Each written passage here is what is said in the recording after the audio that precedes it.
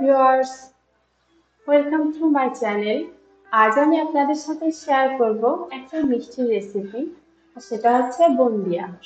আর এটা আপনারা সবাই কম বেশি দোকান থেকে কিনে খেয়ে থাকেন। আর সেই রসালো ঝুরঝুরে বুন্দিয়াটা কিভাবে আমি বাড়িতে তৈরি করি সেটাই আজ আমি আপনাদের সাথে শেয়ার করব। এটা খেতে যেমন টেস্টি হয় আর বানাতে খুব কম উপকরণ লাগে। চলুন তাহলে রেসিপিটি শুরু করা যাক।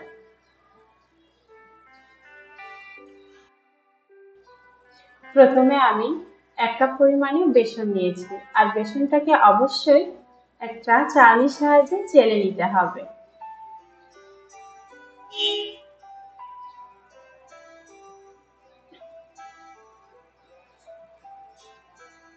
বেসনটা আমার চেলে নেওয়া হয়ে গেছে।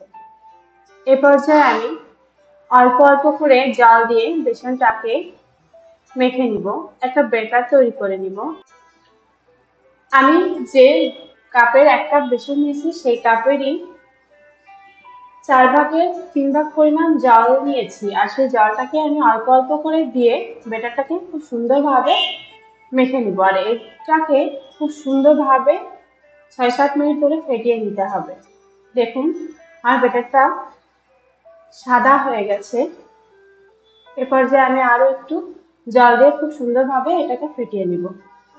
আমার ব্যাটারটা ফেটানো হয়ে গেছে। এই পর্যায়ে দেখুন এটাকে উপর থেকে ফেললে টপ টপ করে নিচে পড়ে আর মিলিয়ে যাচ্ছে না, 1 সেকেন্ড পর মিলিয়ে যাচ্ছে। এবার বুঝতে হবে যে আমার ব্যাটারটা বুন্দিয়া তৈরি করার জন্য রেডি হয়ে গেছে।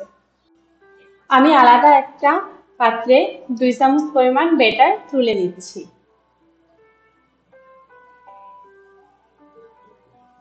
এবার আমি বুন্দিয়াটা দেখার সৌন্দর্যের জন্য 1 চা চামচ পরিমাণ ফুড কালার এই ব্যাটারটার সাথে অ্যাড করে সুন্দরভাবে মিশিয়ে নিব।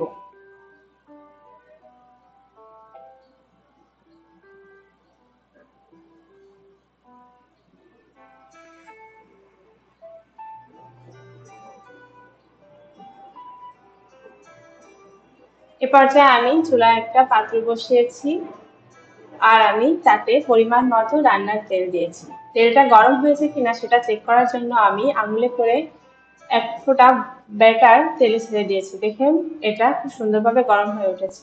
এ পর্যায়ে আমি একটা ছিদ্রযুক্ত চামচের সাহায্যে বুন্দিয়াগুলো ভেজে নিব, আর চামচটা অবশ্যই তেল থেকে একটু উপরে রাখতে হবে, আর এইভাবে ব্যাটারটা ওর ভেতরে ছেড়ে দিতে হবে। আর চামচটাকে ঝাঁকাঝাঁকি করা যাবে না, স্টিল এটাকে একটা জায়গায় ধরে রাখতে হবে। দেখুন কত সুন্দরভাবে টপ টপ করে আমার ব্যাটারটা পড়তেছে আর তেলের উপর ভেসে উঠতেছে।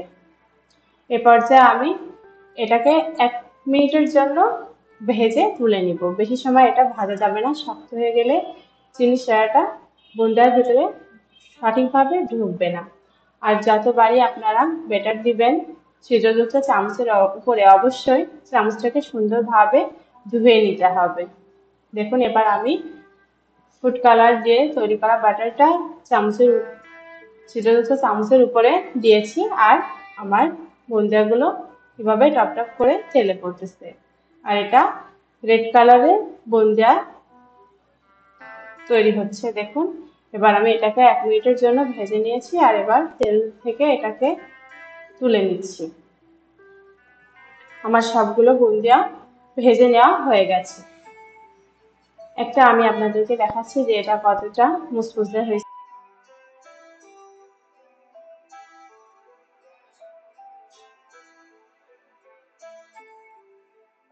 এ পর্যায়ে আমি এখানে চিনির শিরাটা তৈরি করে নেব।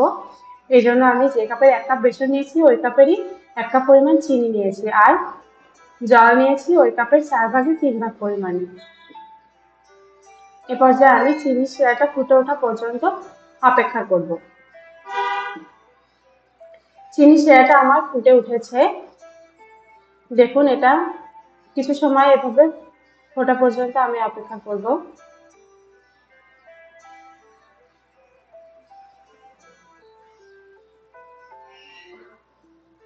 এ পর্যায়ে আমি দিব 1 চামচ পরিমাণে ঘি।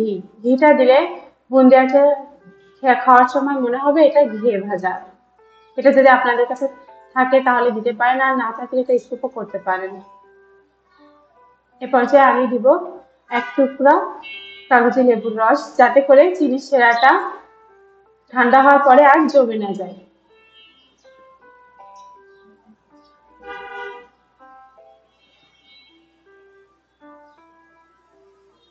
চিনি শিরাটা আমার রেডি হয়ে গেছে।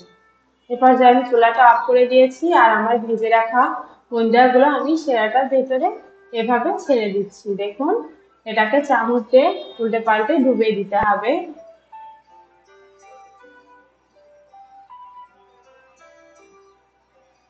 তারপর আমি 2 ঘন্টার জন্য এটাকে ঢেকে রাখবো, চিনি শিরার ভেতরে ভিজিয়ে রাখবো।